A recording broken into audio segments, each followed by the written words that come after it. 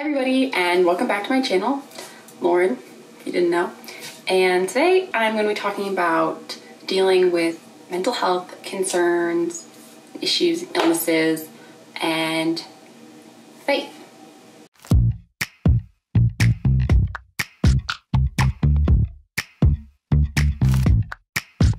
I was kissing you with my eyes open. I wanted to make this video because I was feeling I got into like a pretty much just depressed slump over the weekend, and especially mostly Saturday evening, night into Sunday like morning, maybe till like noonish, and it was really tough. I mean, I know everyone looks like everyone's emotions and mental illnesses kind of come out differently, but for me, as far as I'm willing to share with you guys, I just like really was not a good place. I was really upset. I just was like crying a lot. I was having trouble like eating my breakfast Sunday, and I just like was really, Sunday like I could barely like get out of bed, honestly. Like I really was really worried about going to church actually. Like I was like, how am I supposed to go and sing, because I just like can't even move. Like I'm just so emotionally drained and tired, and I just like don't want to go anywhere. I just want to like vanish into like the blackness and it's like comfortness of my comfort and comforter, and just like stay. Like I can't do it. And I felt like really horrible. And then I kind of got lucked out a little, because the pianist texted me that she wasn't feeling well. So I mean, I don't want her to be sick. That's not what I meant by lucky. But because she wasn't feeling well, then it's like, oh, well, if we're not gonna have the pianist, we don't need the cantor, because it was not like really music, because there's some stuff that I don't even do, and I would not feel comfortable doing some of the cantoring by myself with no accompaniment at all.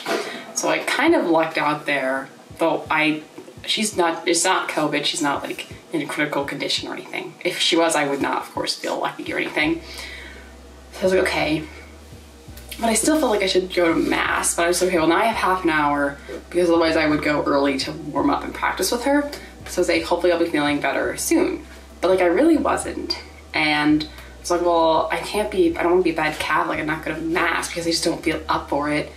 Like I really didn't feel good. It's hard to describe now what I'm feeling a lot better, because I saw one of my friends, and then I did like a really nice long walk outside, like at least an hour, like walking around like kind of the same loop around campus. But it was really nice just to get like some fresh air.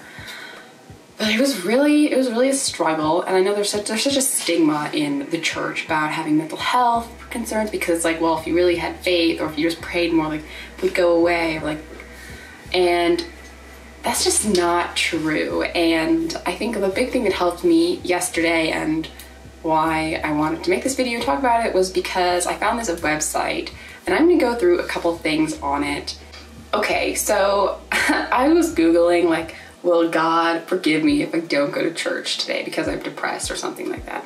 And I found this. I've heard of Crew before. There's actually like a Crew organization at my campus that I've gone to a couple of times, but not often, because it just doesn't honestly conflict with my schedule. Well, it just rotated, sorry. Okay, so I found this and said, to the depressed Christian. And this part I'm just gonna kind of skip through because this didn't like mean so much to me. But this I thought was really important. And this part says, facing depression as a Christian, beware these misconceptions.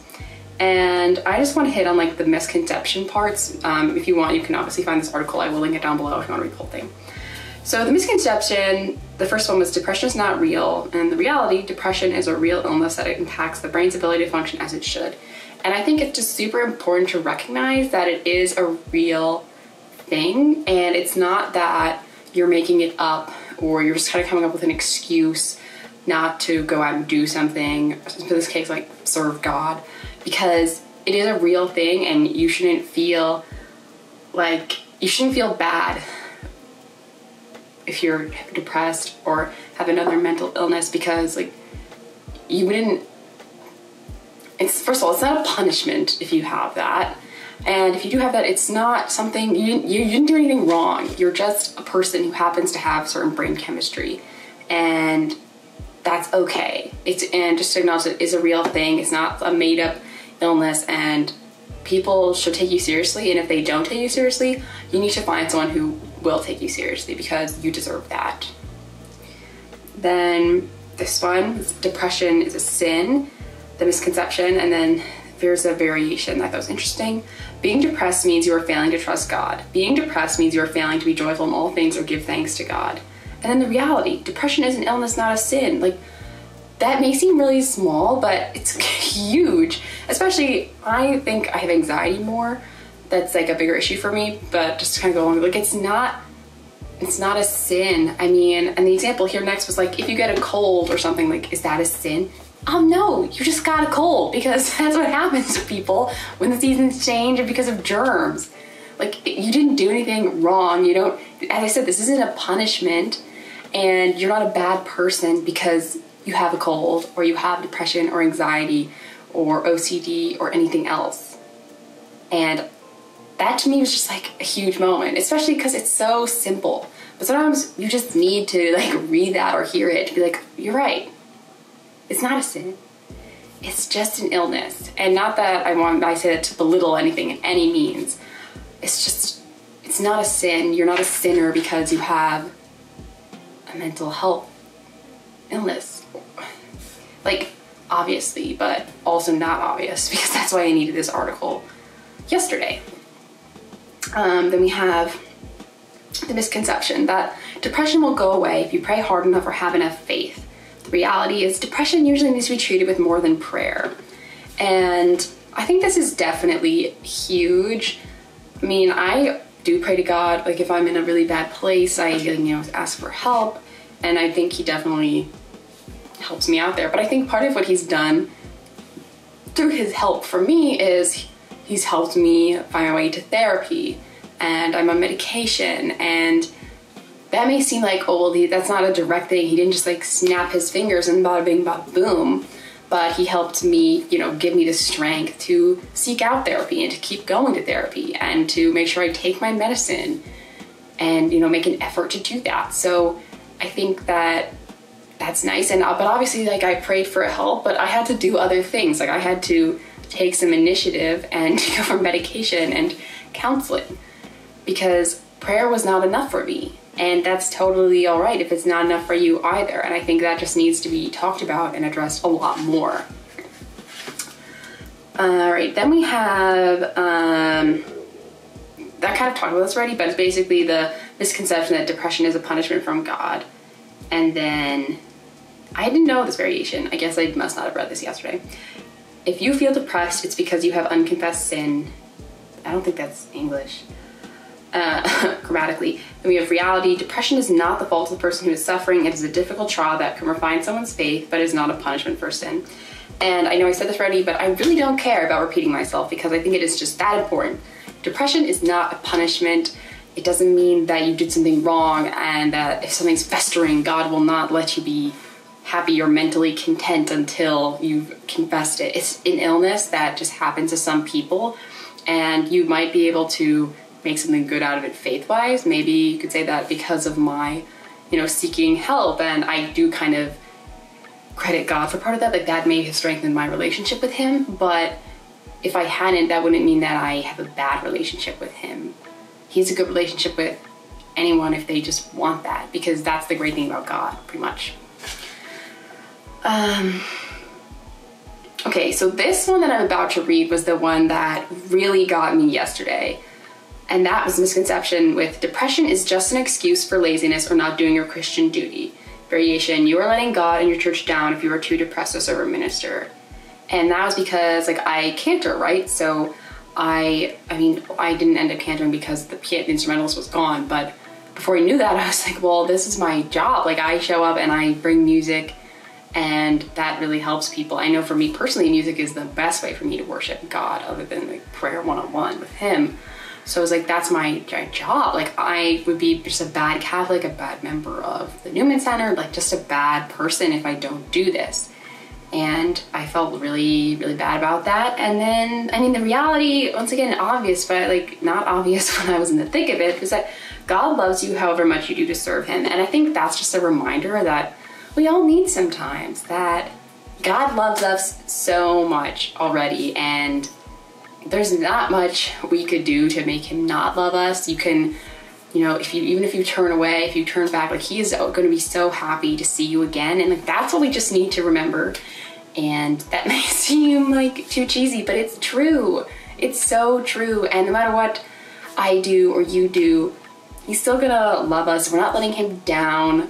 You don't let him down by prioritizing yourself sometimes, because ultimately, like, if you want to help him out to spread his word or do his deeds or whatever it is that your, you know, kind of your purpose is for him, well, you can't do that if you're in a bad place yourself. So in order to, you know, it's like on an airplane when they're like, put on your mask before helping others. You need to put on, and actually that helps right now with COVID, put on your mask before you help other people with stuff, okay? Okay, got it? Cool. I think that was the last one. Yeah, this is just another thing. Like, people who are depressed are already dealing with enough without also being ashamed for not doing enough. Yes, just yes. Nothing more needs to be said. Okay, so this one, anything else that, okay, yeah, I'm gonna skip the leadership one just because I don't have like a lot to talk about there from my own personal experience, but obviously if you have a mental illness, you could be a great leader in the church. Just bada bing, bada boom. Misconception. It is shameful to discuss mental illness openly. The reality is that church community should be a safe environment for people to discuss mental health without judgment. And that is also great. And I have personally been trying to find more kind of communities that do that. They're pretty much all like virtual communities, but that's okay. And to that end, I just want to share some of my favorite Instagram profiles with you guys so that you can see like, oh cool, like this is this person, whatever. So they would be at the Human Condition community, and this was actually founded by one of my friends from the Temple and Newman Center. So just like shout out to her for making this. It's really great. It's all about mental health and God and how God loves us and how we're going to work together to get through these things. And it's just very inspirational, motivational. And we also have at MIH Image, Made in His Image. And that's a really big one, I think, mostly for like maybe people with eating disorders, which has been sort of me. But that's another great community where it's just so positive, very uplifting. That one's really more specifically, I think, geared towards women. But I think anyone could still take inspiration from it. And another one for women, I'm sorry if you're a man, but I just am a woman, so the places that I find community and comfort are these profiles. This one's less mental health based, but just a nice positive community would be at Blessed Is She. And I will share these links and I'll put up some pictures of some of the posts they have.